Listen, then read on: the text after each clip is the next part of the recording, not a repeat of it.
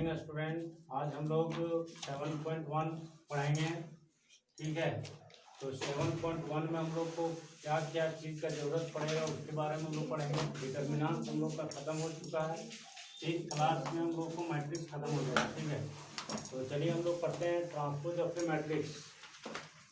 ये matrix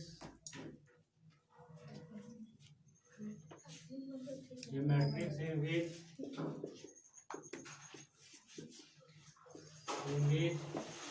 the change of row to column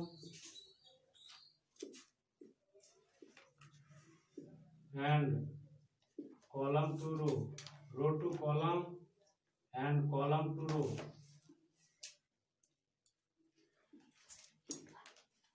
row. That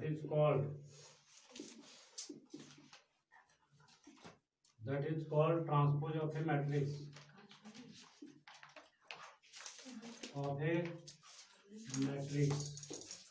It is denoted by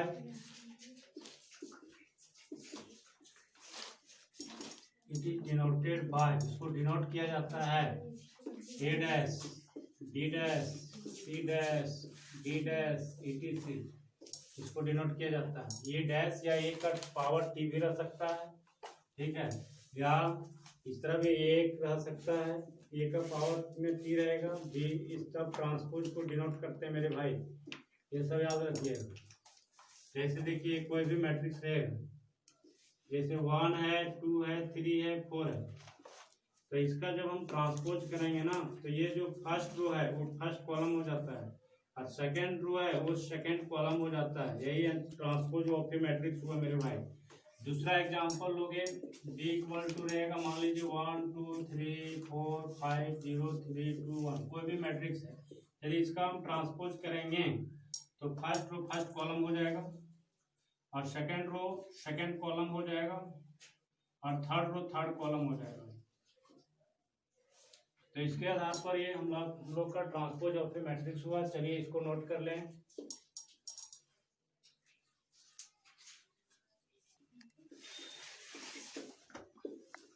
ध्यान देंगे student, singular matrix हम लोग determinant पढ़ने के बाद इधर समझ में आएगा, इसलिए मैंने डिटर्मिनेंट पहले पढ़ाया। ठीक है, तो ध्यान देंगे स्टूडेंट, सिंगुलर मैट्रिक्स क्या है। सबसे पहले सिंगुलर मैट्रिक्स का डिफिनेशन नहीं पूछेगा। ठीक है, सिंगुलर मैट्रिक्स जो होनी चाहिए वो स्क्वायर मैट्रिक्स में होनी चाहिए। वैसा मैट्रिक्स जिसका डिटर्मिनेंट 0 हो, जिसे डिटर्मिनेंट स्क्वायर मैट्रिक्स में होता है, वैसा मैट्रिक्स जिसका डिटर्मिनेंट 0 होता है उसको हम लोग क्या बोलेंगे, सिंगुलर मैट्रिक्स बोलेंगे। ठीक है, तो ये स्क्वायर मैट्रिक्स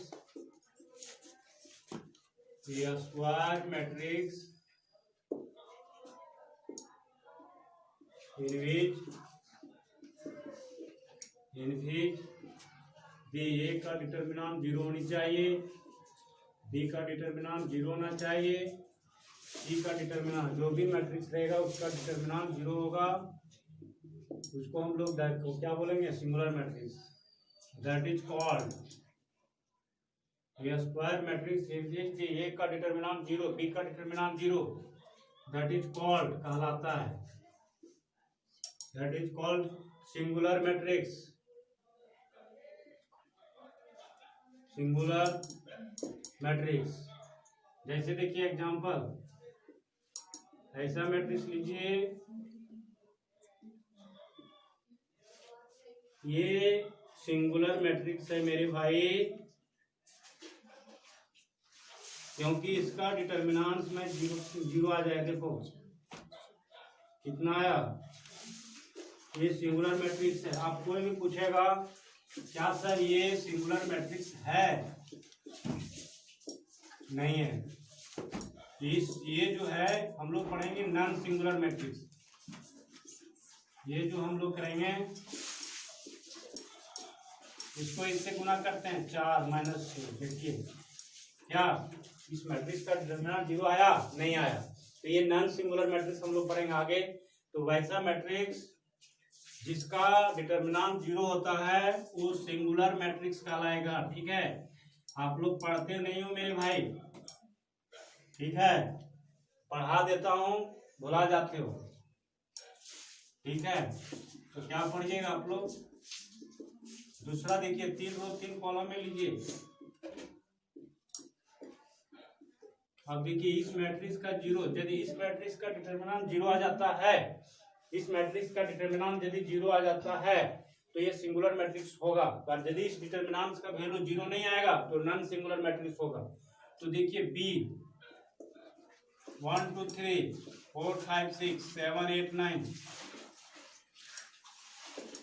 ठीक है। 1 का डिटरमिनेंट ये कीजिए, इसको ढक दीजिए, इसको बाहर कीजिएगा, 1 को इसको ढक दीजिएगा, इसको ढक दीजिएगा, 5 6 8 9, इसको ढक दीजिए, इसको 5 6 8 9, प्लस होता है माइनस, इसको ढक दीजिए, इसको ढक दीजिए, 4 6 7 9, इसको ढक दिए, 4 6 7 9 प्लस 3, इसको ढक दीजिए, इसको ढक दीजिए, 4 5 7 8। तो ध्यान देंगे स्टूडेंट, अब इसका डिटरमिनेंट्स निकालिए, 45 माइनस 42 कितना होगा? 48 ना, 36 माइनस 42, फिर प्लस 3 32 माइनस 35। अब इसको सॉल्व कीजिए आप लोग, इसको सॉल्व कीजिए, देखिए जीरो आ जाएगा। आएगा -3 12 कितना आएगा? जीरो। ये क्या हुआ? सिंगुलर मैट्रिक्स, ठीक है। ये क्या हुआ? Singular matrix. अब हम लोग नॉन सिंगुलर मैट्रिक्स पढ़ेंगे, नॉन सिंगुलर मैट्रिक्स, ठीक है। तो नॉन सिंगुलर मैट्रिक्स देख लेंगे हम लोग।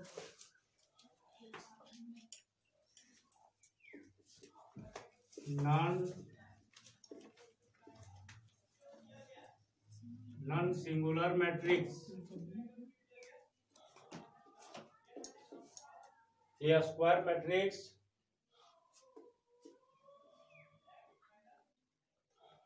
ये square matrix in which a square matrix in which the A का determinants not equal to zero होनी चाहिए, B का determinants not equal to zero होनी चाहिए, और C का determinants not equal to zero होनी चाहिए, D का determinants not equal to zero होनी चाहिए, etc. That is called non-singular matrix. Non-singular matrix. Non-singular matrix. Example.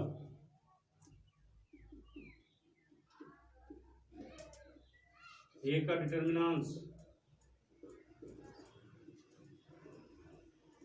4 - 6 क्या होगा?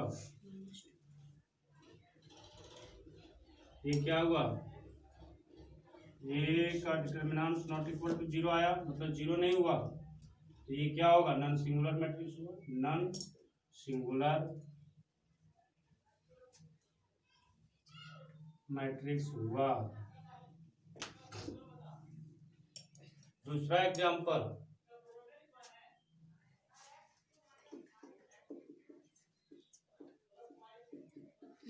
इसका डिटरमिनेंट्स 28 - 30 कितना आया? -2। Therefore B का determinants not equal to zero is non singular matrix. इसी तरह 3 रो 3 कॉलम में भी जिसका डिटरमिनेंट जीरो नहीं आएगा वो भी नॉन सिंगुलर मैट्रिक्स होगा। चलिए नोट कीजिए। अब आइए adjoint of A matrix.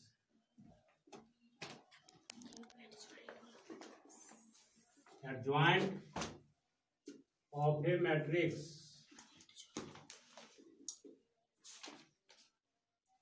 Adjoint of A matrix, ठीक है। एडजॉइंट ऑफ ए मैट्रिक्स क्या है? कोफैक्टर ऑफ ट्रांसपोज, ठीक है। ट्रांसपोज का जो कोफैक्टर होता है उसी को हम एडजॉइंट ऑफ ए मैट्रिक्स पढ़ते हैं, बोलते हैं, ठीक है। जैसे हम लोग पहले पढ़े थे कोफैक्टर पढ़े थे डिटरमिनेंट चैप्टर में, ठीक है। तो यहाँ पर देखिए जो एडजॉइंट निकलेगा वो स्क्वायर मैट्रिक्स का निकलेगा, लिखेंगे हम लोग ये square matrix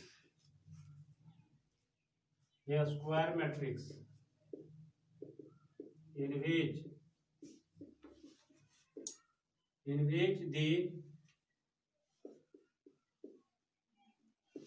transpose of a cofactor matrix, transpose of a cofactor, a square matrix in which the transpose of a cofactor, the cofactor of a transpose is cofactor of a transpose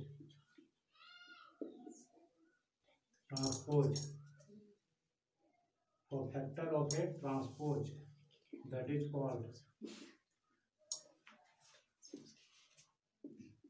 called adjoint of a matrix.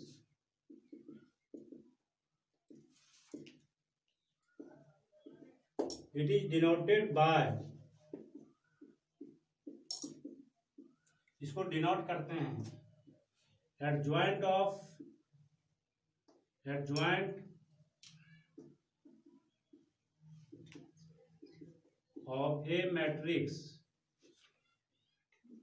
Matrix ये रहेगा adjoint of A matrix ये, तो इसको हम लोग बोलेंगे A D J, ये पढ़ेंगे, ठीक है। ए डी जे दे के ब्रैकेट में दे देना, ठीक है। एडजॉइंट ऑफ ए, इसको शॉर्ट में पढ़ते हैं, रहेगा adjoint of A B matrix, adjoint of A matrix B, इसको पढ़िएगा एडजॉइंट बी पढ़िएगा, क्या पढ़िएगा? एडजॉइंट बी पढ़िएगा, adjoint B, adjoint of A matrix B, तो एडजॉइंट बी मैट्रिक्स, इसको इस तरह पढ़ना है। एडजॉइंट ऑफ मैट्रिक्स सी, इसको पढ़ेंगे ए डी जे सी, चलिए नोट कीजिए इसको, ध्यान देंगे स्टूडेंट। हम लोग दो रो दो कॉलम का सबसे पहले हम लोग जानेंगे एडजॉइंट। पूछेगा question, find the adjoint of A matrix, adjoint of A matrix. ध्यान देना भाई, मैं बता रहा हूँ, तो आदमी जब पानी से मरने लायक हो जाता है तो उसको पानी दिया जाता है, ठीक है। पानी दिया जाता है तो जिंदा हो जाता है, तो उसी तरह मैं आपको जिंदा कर रहा हूँ। आप मरने लायक हो गए हैं क्योंकि आपका 12th का तैयारी नहीं हो पाता, तो मैं YouTube के माध्यम से आप लोगों को पढ़ा रहा हूँ, ठीक है। तो यदि आप YouTube के खिलौना समझ रहे हो चल जाओगे बेटा फितरे, ठीक है। तो मैं आप लोग से यही कहता हूँ कि जो मैं पढ़ा रहा हूँ उसको एक टू चैट वीडियो देखिए और लाइक और सब्सक्राइब जरूर कीजिए, मैं यही आप लोग से कहना चाहता हूँ, ठीक है।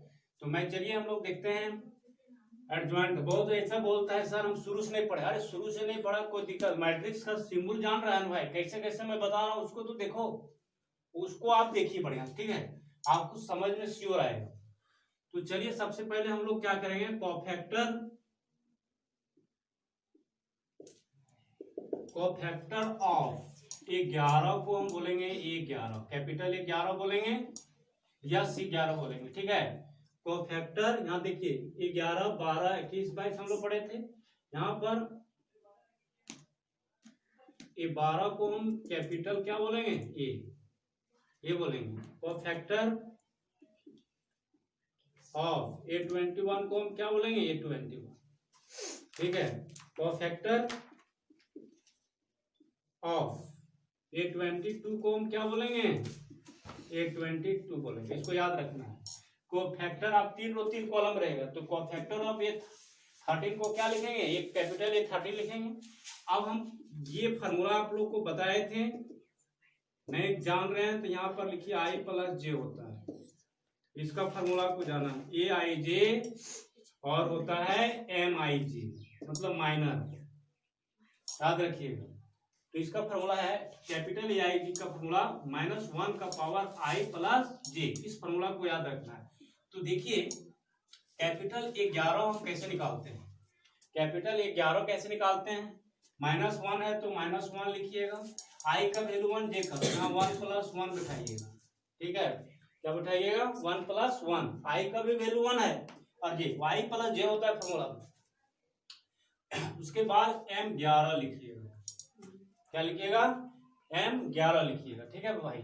अब यहाँ पर एक चीज और मैं लिख देता हूँ, क्या एडजॉइंट इक्वल टू, ये 11 लिखिएगा, 12 लिखिएगा, 21 लिखिएगा, ये 22 लिखिएगा और इसका हॉल ट्रांसपोज लिखिएगा, क्योंकि जो भी मैट्रिक्स रहेगा जो एडजॉइंट कोफैक्टर निकलेगा उसका ट्रांसपोज को ही एडजॉइंट मैट्रिक्स कहा जाता है मेरे भाई।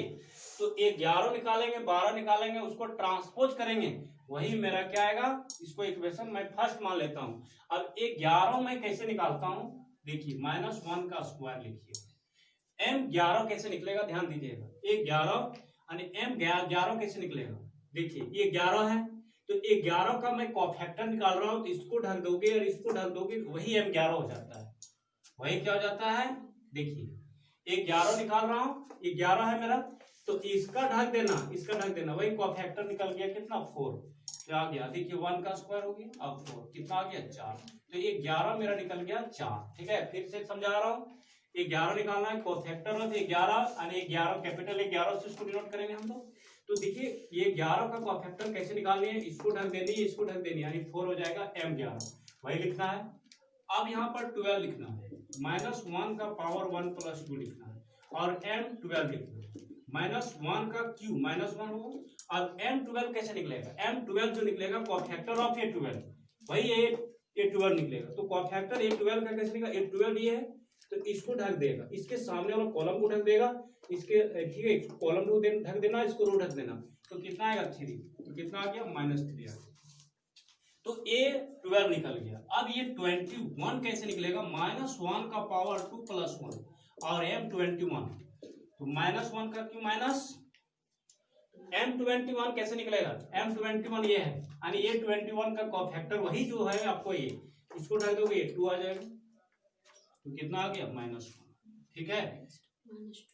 अब यहाँ पर कितना आ गया -2 आ गया, सॉरी। अब ये 22 जो निकालोगे, -1 का पावर 2 + 2 करोगे और M22 करोगे, -1 का पावर 4 + 1 होता है ना, M22 कैसे निकलेगा, ये 22 है, इसको ढक देगा, ये 1 आएगा, यानी 1 आ गया 1, तो यहाँ पर नोट कीजिए, यहाँ पर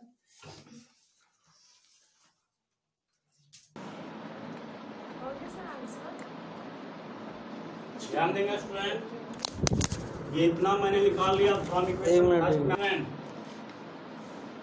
सभी निकाल ले, समीकरण एक जहां मैंने माना है फ्रॉम इन इक्वेशन फर्स्ट, वहां 11 12 21 22 सभी वैल्यू मैंने बिठा दिया, ट्रांसपोज, तो उसके बाद उसका ट्रांसपोज है टी है। ट्रांसपोज में मैंने क्या बताया था, first row first column, second row second column, यही हमारा एडजॉइंट ऑफ निकला स्टूडेंट। तो लाइक और सब्सक्राइब जरूर करो, तभी अब समझ में आएगा, अन्यथा नहीं समझ में आएगा, बता दे रहा हूं।